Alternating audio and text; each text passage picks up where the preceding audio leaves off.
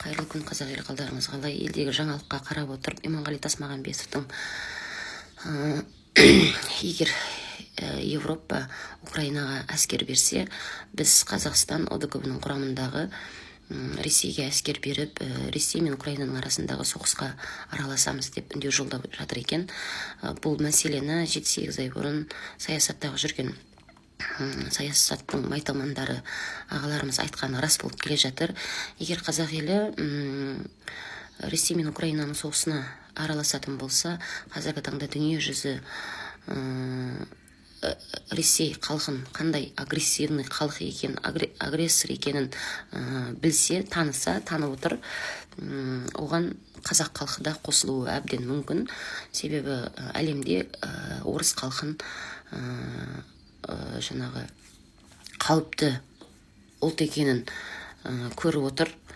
Олар өздері дәлелдеп қойды, өздерінің 3 жылдан берінгі соғыстан. Сол себептен қазақ халқы да солардың қатарына қосылып, егер соғысқа баратын болса, күллі әлемнен қазақ халқы да санкция алуы әбден мүмкін. Біріншіден, экономикалық тұрғыда біз құлдыраймыз. Егер Ресейге жәрдем беріп соғысқа солдаттарымызды жіберетін болсақ, біз бүкіл Европа елдерінен, батыс елдерінен санкция аламыз. Одан бөлек қазақ халқы жүздеген жылдар бойы Ресей үшін соғысып келіп жатыр. Біздің ата-бабамыз да ашаршылық заманда да, екінші дүниежүзілік соғыста да қазақ өз үшін соғысқан жоқ, Ресей үшін соғысып келді. Сол себептен мәңгі бақи біз Ресейдің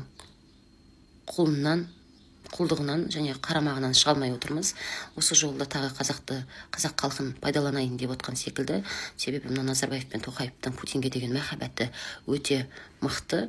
Халықпен санасып жатқан жоқ. Әскерімізді екі елдің арасындағы соғысқа жібермеуге санасып отқан жоқ. Сол себептен, құрметті қазақ елі, саясатта жүрген майталман ағаларымыздың айтуы бойынша май айына дейін әскерлерді екі елдің арасындағы соғысқа жібереді. Соған жаппай қазақ халқы қарсы тұру керек. Ол деген сөз, біздің қазақ халқы басқа ұлттың болашағына өз қолдарымен балта шабуға барады деген сөз. Сөйтен ешқандай әскер кетпеу керек. Жаппай қазақ аналары қарсы тұру керек оған. Себебі бұл жерде 3 жылдан бері жеңіске жете алмаған Ресей, орыс халқы, қазақ халқы барып жеңіске жетеді деген сөз, ол күлкілі сөз. Одан бөлек балаларымыздың, әскеріміздің табытын таппай қалмаңыздар. Себебі өте ұзақ болып жатқан күрес және орыстардың қарсы тарабы өте мықты, рухты халық екенін дәлелдеп қойды. Себебі 3 жылда 3 күнде жаңағы Киевті аламыз деген орыстар 3 жылдан бері ала алмай отыр. Сол себептен бұл екі елдің арасындағы кикілжіңге қазақ барса, орыс халқы жеңеді деген арман, ол мүмкін емес. Жеңсе осы күнге шейін жеңер еді. Сол себептен жібермеңіздер. Бұл біздің билік басындағы отырған кісілердің бетпердесі ашылып жатыр, көріп отырсыздар. Бұда Иманғали Тасмағамбетов президентке лайық деп едіңіздер. Иманғали Тасмағамбетов жылдар бойы Путинге қызмет етіп келіп жатқан.